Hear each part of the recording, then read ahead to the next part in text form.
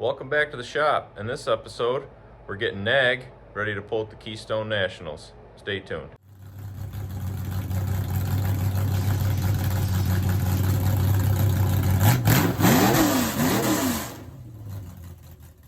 Alright, so I've missed a couple segments of this, but we're getting the Nag ready to go pull at Keystone. So 4 years into this and going to pull at a national event. It's pretty cool. They're doing a small tire NA small block mini class down there.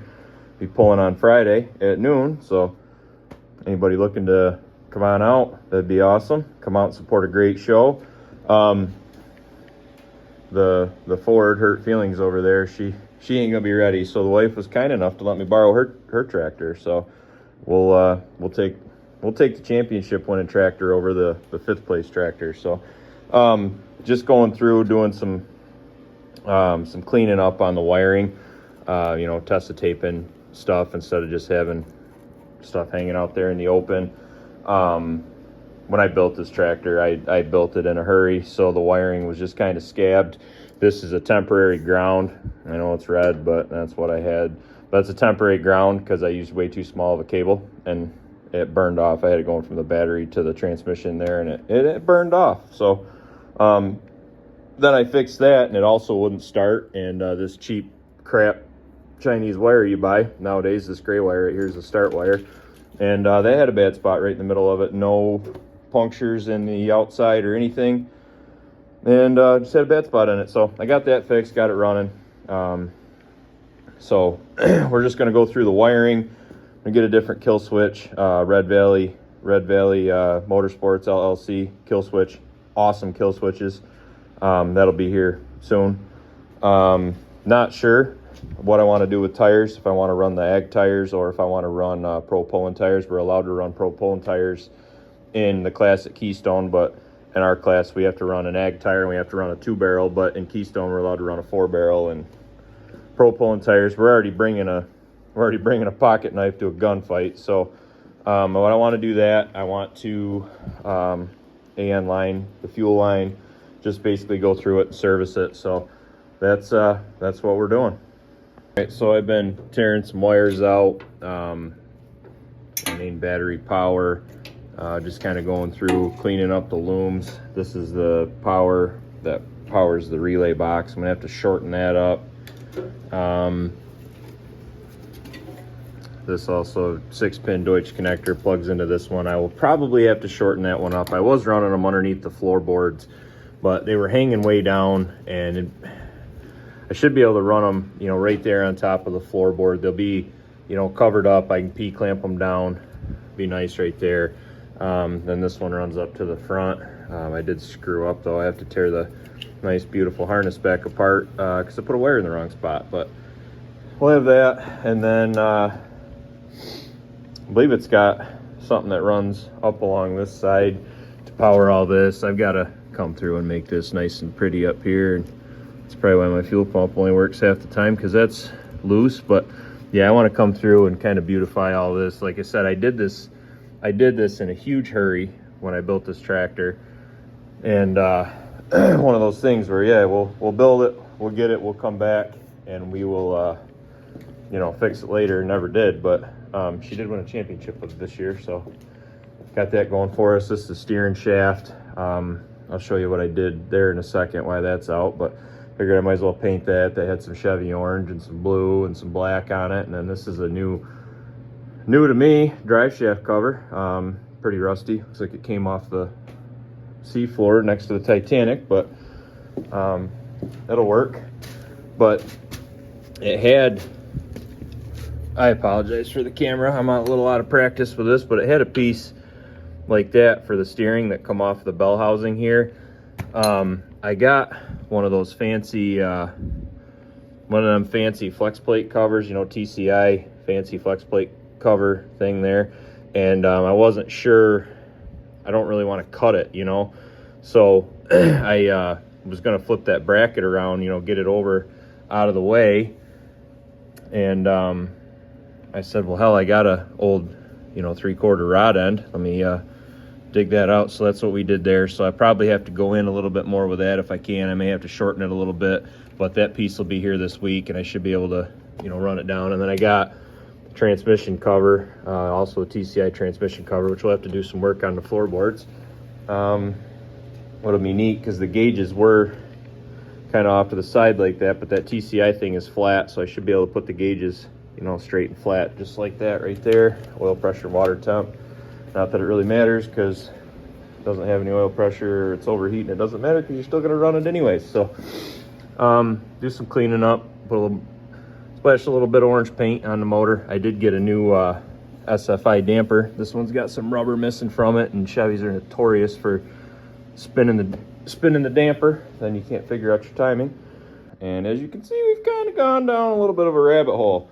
I realized that there's a cross member that goes across in there, and they made that removable so you can remove the oil pan.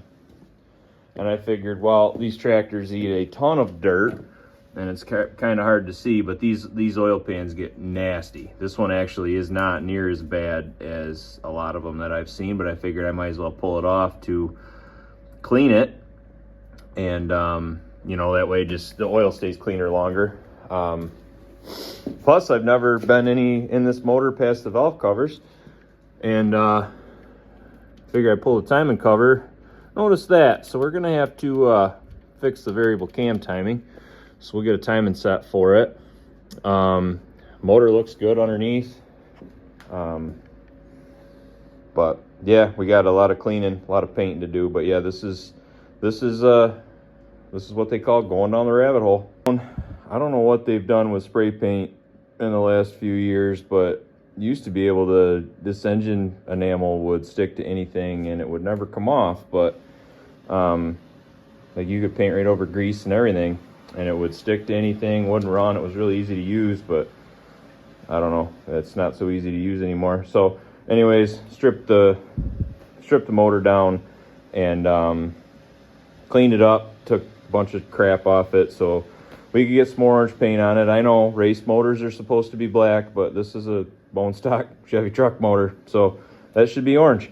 Waiting on more parts. I got some in here, so I got an ATI damper and some fuel fittings and TCI scatter shield piece to go over the flex plate, because the one that was on it was just a tiny crappy piece of aluminum. So we'll get that. I think I'm gonna have to cut that off. I broke cardinal rule. Wait till you have everything and then tack weld it before you finish weld it. So I'm probably gonna end up cutting that off and moving it back, because the steering rod hits the motor mount down here to get up to the rack. It's like a Ford Pinto rack or something. I got a lot of cleaning to do up here. There's crap load of dirt in there and even more dirt in there. So we'll work on that some more. But I did get one of the TCI transmission covers to go over the transmission, so I'm to run that stupid blanket. Those blankets are great. I'm sure they work good, but man, do they soak up the oil. I'm also gonna end up making new floorboards for it, which I've wanted to do since I had this tractor. I can make some new ones that'll fit better, because I'm gonna have to trim, you know, way out here. You can kind of see the black line way out there for that cover. That'll be here Thursday, so I'll wait till I get that. But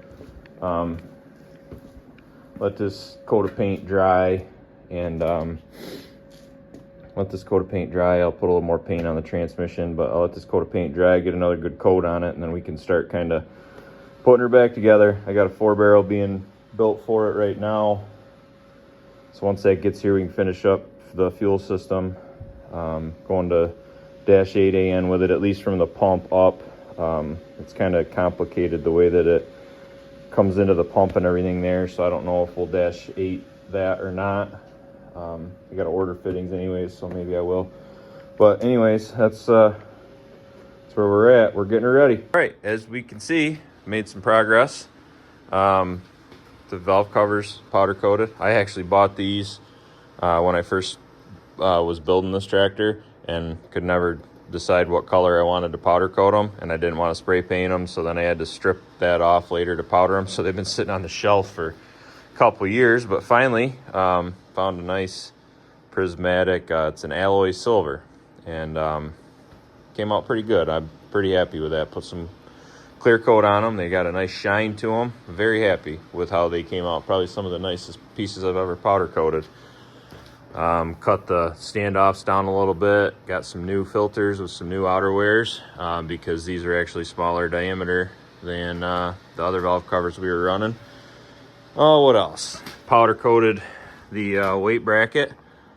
See, that came out pretty good. We got the bar to hold the weights down. Got the side panels. They're powder coated. That's prismatic dark Ford blue, and that was originally the color that this frame was. But it's faded over the years, so we're gonna touch it up in a few places and clean it up and just run it because don't really want to strip it down. The floorboards, same thing. They got powder coated. This one, I don't know what I did with this one, but it's kicking around here somewhere. I had to change a couple micro switches on the shifter. The starter one got broken, and I got to put a couple of rib nuts in. The shifter has only been held in with 2 bolts, and it should have 4, so you know, whatever.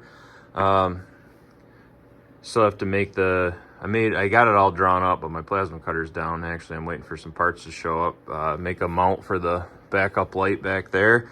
New throttle. The other one, I put one too many speed go fast holes in, and the wife bent it as she was pinning it to win it. I got the dash kind of held down on there. It's actually a lot solider than I anticipated.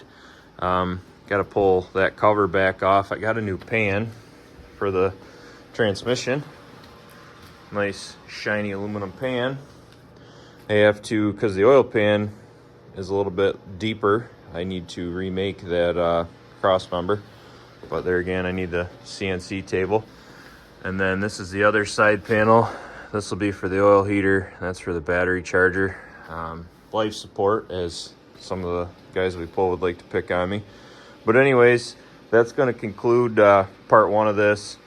I was going to do this all in one episode, but it would have been 45 minutes of me just rambling on and on and on and on. So now it's only going to be 15 or 20 minutes of me rambling on and complete mass confusion. So anyways, thanks for watching. Stay tuned for part 2.